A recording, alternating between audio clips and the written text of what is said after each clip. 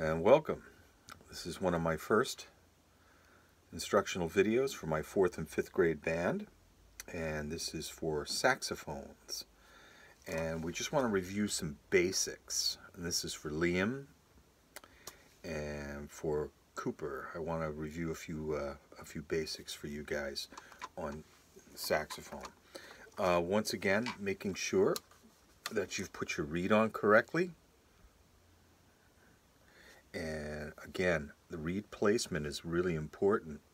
Making sure that the reed is not too far down or too far up.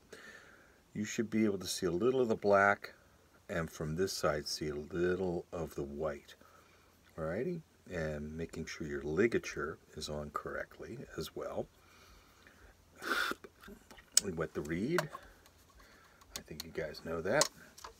And the first 3 notes that we learned, obviously, were the B, the A, and the G. Now you notice how the B is the second key down. You have to kind of put your fingers there so you make sure that you can always feel that. First, second finger, and third finger here for the G. One thing we need to keep in mind is when we start a note, we have to say ta. Ta. Ta. It's kind of like, almost like spitting a little bit. But your tongue comes up to the top of the roof of your mouth. Ta. It has to, because each sound it has to have a definite beginning.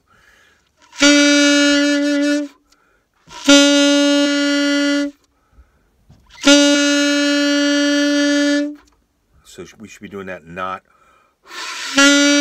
just like a blow. We say ta. Like that. Okay, so we play our B, our A, and our G.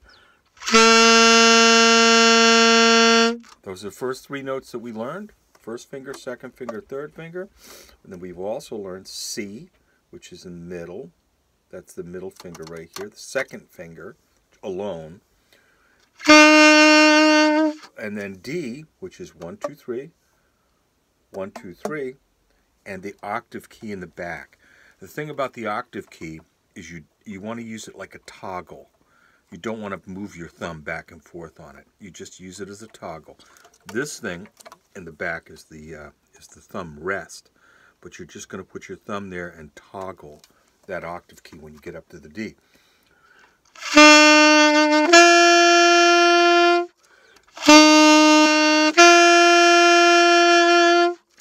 Alrighty, so those I'm pretty sure that most of you guys know most of those notes.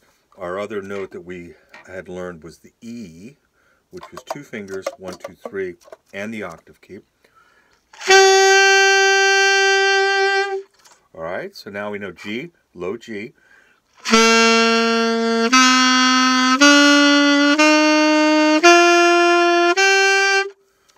And then of course if we do our middle finger here, that's the F sharp, and then the G,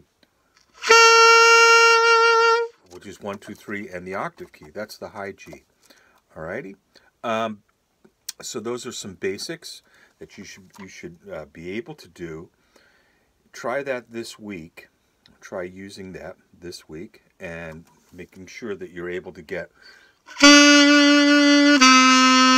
those 3 notes, the B, the A, and the G, the C, the D, and the high E, and then you could try the F sharp and the high G. The other thing is that we have to keep in mind our throat position. When we're in the low register, in the lower notes, like from B, as we go down, we have to think "ah" in the throat. Say kind of like you're at the doctor's office. "Ah, ah." You open up your throat wide, and as we go lower, you open up the throat wider, and you kind of drop the jaw a little bit because we have to go a lot lower.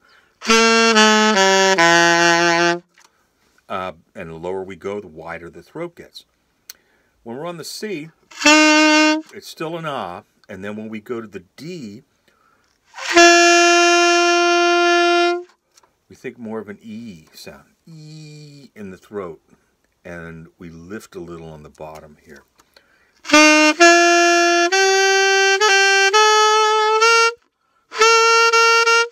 So we lift a little here. Think E in the throat. So, because the throat position bit is it's pretty important for good tone. It'll also help, because a lot of times when you're in the upper register, if you don't, or you're in the low register, if you're too tight,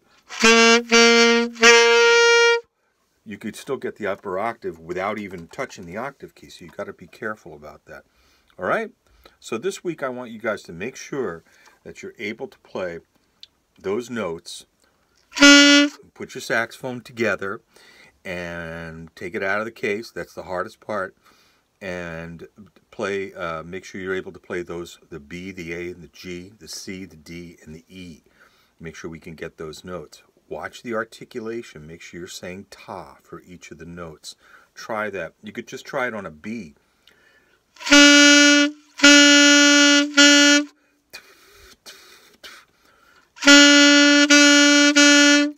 And we'll have another video specifically about articulation at some point. But for right now, just some basics. Also, neck strap. Neck strap position is really important. You don't want the neck strap really low so that you have to move your like that, or too high so that you're like this. The neck strap should be adjusted so that the saxophone comes to you like that. That's a good position right there. So that it comes right to you. If it's hitting down here, it's too low. If it's hitting up here, it's too high. So just kind of keep that in mind, all right? That's really important. And sometimes those neck straps that come with those rented saxophones aren't that great. You have to fool around with them a little bit. I know it's a pain, but neck strap position is really important. And good posture, sitting on the edge of your chair, saxophone between the legs like this. Okay, that's a really important point too. Okay, so good embouchure, making sure that the reed is on correctly, and nice and flat here. Placing saxophone here, teeth on the mouthpiece, and then